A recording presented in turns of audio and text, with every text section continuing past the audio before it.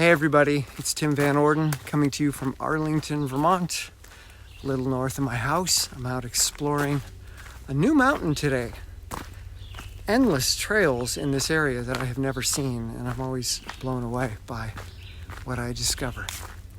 Anyway, today I want to talk about pain, because this is not only something that I deal with on a regular basis personally, but it's something that I hear many people using as a reason not to engage, or they find a way to medicate the pain so that they can engage.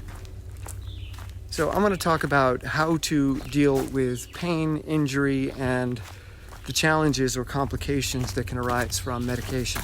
There's an acronym that sports physiologists and physical therapists use when someone is injured as a soft tissue injury, and it's RICE, R-I-C-E, and it stands for rest, ice, compression, and elevation. And this is very effective after an acute soft tissue injury. And while there's inflammation, while there's swelling, RICE is a good idea. But once that acute injury has kind of moved on, once the swelling and the inflammation have passed, which sometimes can take a day, or even a few hours, or maybe 3 days. Once you've gone past that, you then want to switch into another acronym, which is MICE. And the M replaces the R, and that's mobilization. So rather than resting, icing, compressing, and elevating, you're mobilizing, icing, compressing, and elevating. You don't want to do too much, though. So this mobilization is more exploratory. It's more about putting the injured area through a full range of motion and putting a little bit of load on it, not too much. And at the same time, you want to continue with your icing, you want to continue with elevation, and you want to continue with compression.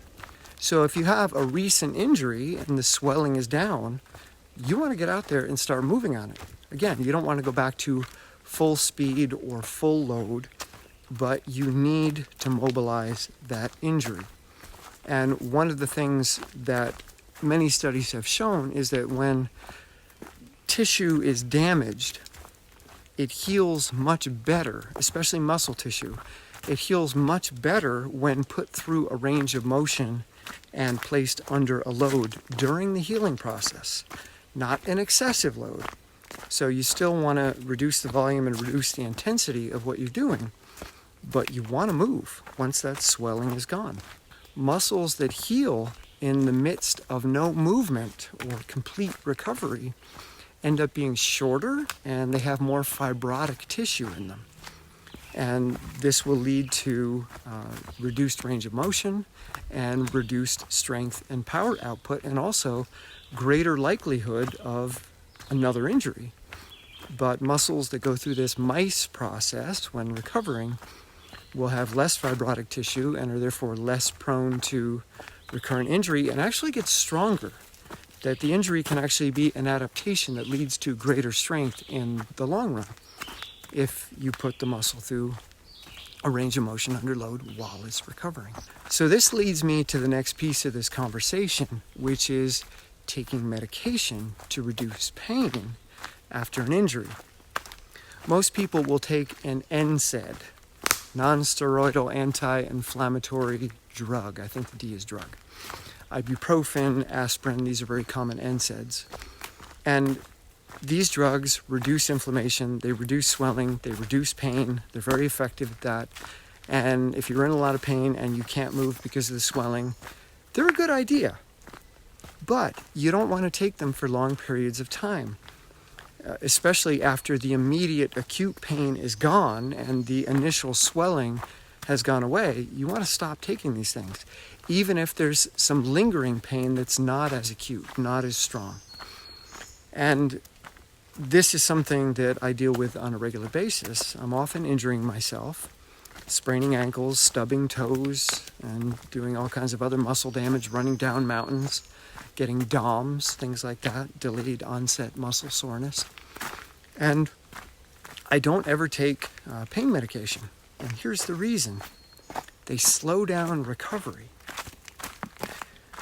NSAIDs have been shown to affect something called prostaglandins, which are a chemical that your body produces that are part of the inflammatory process. And they also help to transmit signals of pain. So by reducing prostaglandin production, you reduce swelling, you reduce pain. Yay! Well, that's good in the short term, but here's the problem. Prostaglandins are also involved in the production of collagen. Most people know about collagen because it's in your skin, and as you age, you don't produce as much collagen and you get wrinkles. You get these advanced glycation end products leading to cross-linking of these collagen proteins that are not replaced, and wrinkles are the result. But collagen is also a major factor in our musculoskeletal system and is absolutely vital to the repair and rebuilding of muscle and bone after exercise. Also, prostaglandins help build the lining of your stomach, which produces a mucous membrane, which is why people that take aspirin and ibuprofen for extended periods of time can damage the lining of their stomach because prostaglandins have been reduced. So they can't rebuild their stomach. But the same thing is happening with your muscles. So, if the immediate, unbearable pain is gone, rather than reaching for the NSAID and tripping, maybe put a hot pack on it. Maybe do a little warm-up, a gentle warm-up before you get engaged. When I get up in the morning, I'm in a great deal of pain. My Achilles tendon, my heel bone, my toe right now. And I go through a long warm-up period before I'm able to engage in athletic activity. I can't just start running or hiking or even walking. I've got to go through this warm-up period to slowly and gradually reduce the pain. And someone could say, well, I don't have time for that. I've got 30 minutes to work out and that's it. I've got to take care of that short window. I'm going to pop the NSAID.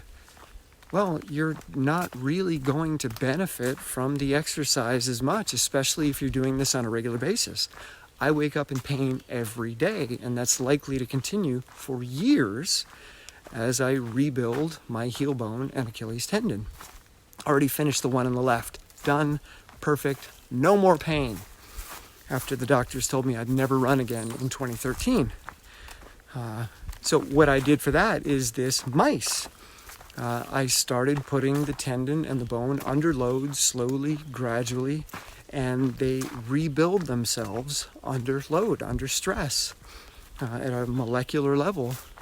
And now it's repaired, and I have no more pain. So I had a Hagelin's deformity, like bone spurs that grow into big lumps on the back of your heel bone. And I didn't have to have surgery. I just slowly, gradually remodeled it, but it took a long time, and I had pain every day. Doing that on the right now.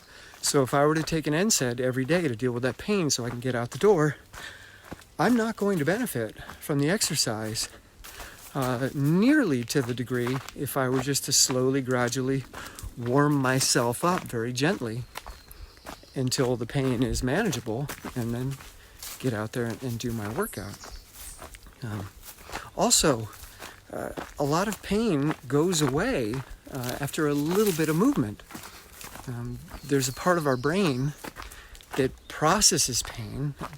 It's the cingulate cortex, and it's been shown that this part of our brain is far more active when we're not moving. And because it not only helps to, I'd say, mediate the feeling of pain, but also the experience of pain. Those are two very different things. Morphine, which affects this part of the brain, you still feel the pain, but your experience of pain is dramatically reduced. So people say, yes, I can feel it, but it doesn't bother me. So cingulate cortex, when it kind of gets pulled out of the picture through movement, you don't mind the pain as much anymore. It doesn't bother you. It's like the flies that are buzzing around my head. When I first started today, they were annoying, but now I don't care anymore. Still there, but so what? So, movement and a slow warm-up, a slow build, can help you move through those early periods of pain, perhaps, that you might be dealing with. You should never just get out and hit the gas pedal. I don't understand how people can do that, especially as they get older. I was talking to my buddy the other day, my mentor, I think he's 56 now, and he was saying that he needs a minimum of 45 minutes of running or movement before he starts to really warm up and feel good. And I think I'm about the same. So to recap, if you have some kind of soft tissue injury and the pain lasts at least a day, you want to engage in the RICE process. Rest, ice, compress, and elevate. But after 1 to 3 days, if that acute pain and swelling is gone, you want to switch to MICE, where the rest becomes mobilization, and progressively add load and just kind of test it out. Put it through a range of motion, get it moving, give the body or the muscles something to adapt to, because they will heal far better. And then finally, NSAIDs reduce prostaglandins, which is great to reduce the swelling, but it's really bad when it comes to the production of collagen and muscle recovery, and probably for your skin as well. So I hope there's some value in there for you. If you have questions, comments, concerns, or links to research that I didn't mention that you think is important, leave it in the comments below. Give this video a thumbs up if you like it. It really helps the YouTube algorithm. Subscribe to my channel if you haven't already, and if you want to help me keep doing this for a long time, come on over to Patreon. $1 or $2 a month. That's it. All right, I'll see you soon.